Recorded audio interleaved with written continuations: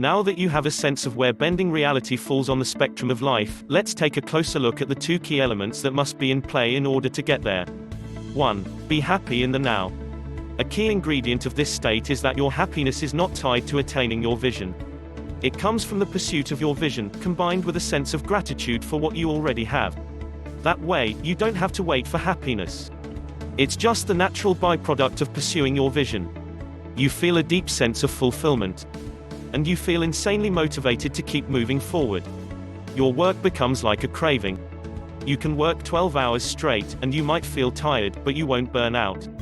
All the truly great people I know have this beautiful happiness associated with pursuing their goals.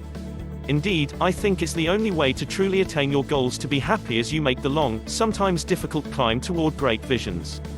On Necker Island, as we were masterminding with Branson and getting life lessons from him, someone from my group asked him, "You're always happy. What do you do when you're sad?" Branson replied, "I can't remember the bad times. I only remember the good things that happened in my life."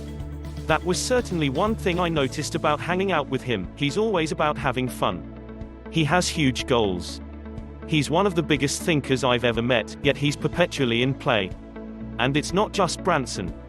Go back 100 years and there's another influential titan of his time who penned this little poem.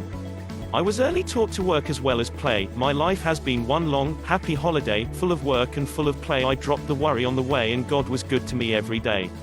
That titan was John D. Rockefeller, who wrote the poem at age 86. During his time he was one of the richest men in the world. Rockefeller speaks so simply and clearly here about dropping worry and about merging work and play into a life that is one long, happy holiday. And where he says God was good to him, others might replace that with luck, or fortune, or the universe. So, no matter where you are in your life today, you must remember this lesson: your happiness cannot be tied to your goals. You must be happy even before you attain them. Doing so will make life joyous and full of play and bring your goals to you faster than ever. 2. Develop an exciting vision for your future. I've observed that almost all of the extraordinary people I've met or read about have one thing in common: they have a vision for the future. It may be a new piece of art to create, a service or product to bring to the world, a mountain to climb, or a family to raise. These people live in the future in some way. Conventional spiritual growth advocates talk about the need to be present. I believe that being present is only part of the story. Happiness in the now grounds you in the present. But you need bold dreams pulling you forward, too. Extraordinary people intend to leave a mark on the world. Now, a word of warning. You need to make sure that your goals aren't rule-based, or you might end up chasing something that feels meaningless once you acquire it, as happened to me when I got my first big gig at Microsoft, or as happens to countless entrepreneurs when they build a business with the goal of earning a living, only to feel trapped in the usual 9 to 5 when they achieve their goal. I've lost count of the number of books I've read that give instructions on goal setting, from growing a business to simply getting organized. But just as we've been trained to think about happiness in a limiting way, so modern goal setting leads us astray. It happens in 3 ways. 1. We confuse BRULES with goals. When we set a goal that we must have a certain kind of job, a certain kind of lifestyle, or a certain kind of appearance, often these are rules installed by society. Extraordinary minds pay little attention to the infectious wants of the culturescape. Instead, they create their own goals. 2. We can only visualize what we know.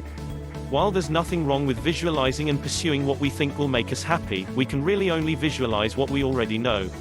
What if there are even more wonderful visions and goals you could attain, gifts that only you can give the world? If only those unseen, unknown visions could be brought to the surface.